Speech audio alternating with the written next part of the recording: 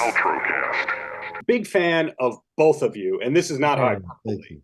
So first, we'll go to GaTa. I really appreciate that you got cognitive dissonance into this movie as well. Was that improvised? Because we see in the credits a lot of great improv, including from Bobby.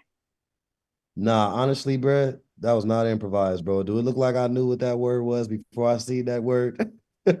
Like I had to learn that in 2, 3 days. I called my mom. I said, Mama, I said, how you say cognitive dissonance or whatever? She like cognitive dissonance, bro. Listen, I had to get on Google, type the word in, and listen back to hear how it sound. Like you know what I'm saying? So it was dope, man. I'm always learning things, and I appreciate that avocado you got too. Thank you. It's still inflated from avocados from Mexico's Super Bowl party. I wouldn't have thought that, but Bobby, over to you again. Repeating myself, longtime fan.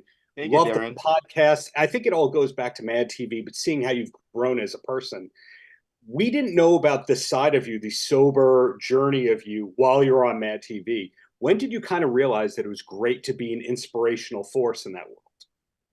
Well, I mean, for me, for a long time, I didn't even talk about it. But at one point in my life, I was just kind of like, it's just a part of who I am. And why am I embarrassed by it? Like, why? I mean, I can understand why it's an anonymous program. But for me, it's like, I just want to kind of be authentic and honest in my life. So as soon as I started talking about it out loud, I felt like, it would open up conversations with people that were positive, and and people have been able to help me through it, and I've been able to help other people.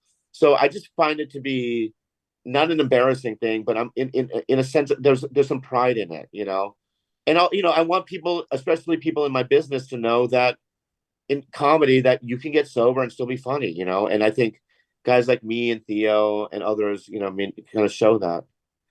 So, Mhm. Gata, in this case, we just heard Theo's name dropped. There's a lot of great comics in this. There's also a mix of musicians, yourself, etc. Who did you know before winding up in this film? Who did I know before I got in this film?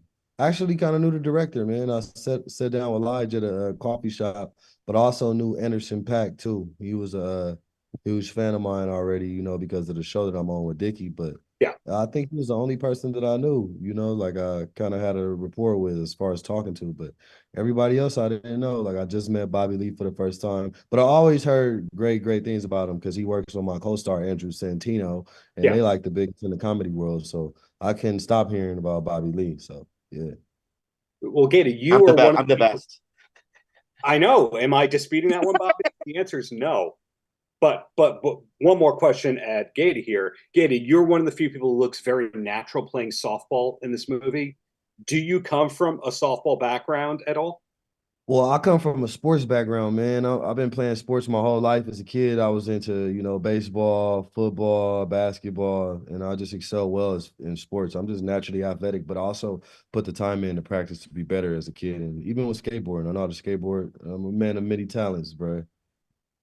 Well, I know from watching Dave, big fan of that, and that's where the whole cognitive dissonance thing came from in the first place. But back to you, Bobby. Also, No, Darren, I look natural too when I play softball. Thank you. well, you have some great improv related jokes while playing softball, so you're funny and athletic, right? Thank Then you. also you perfect Bobby because I notice I haven't complimented you enough. You do the blue steel face very well in this movie as well.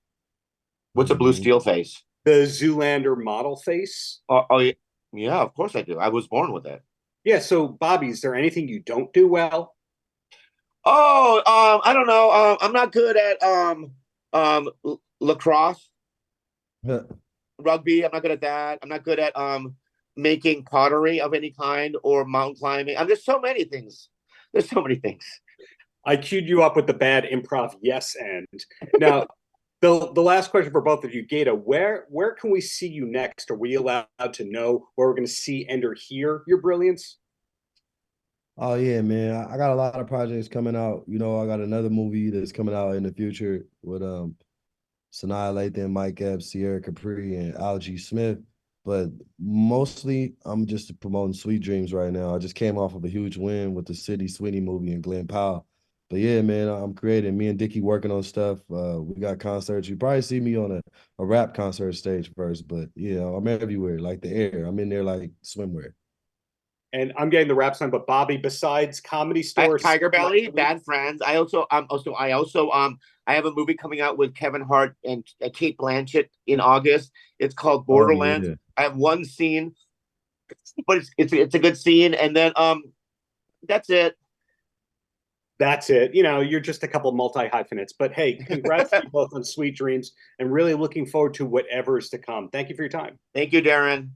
Man. Paltrocast.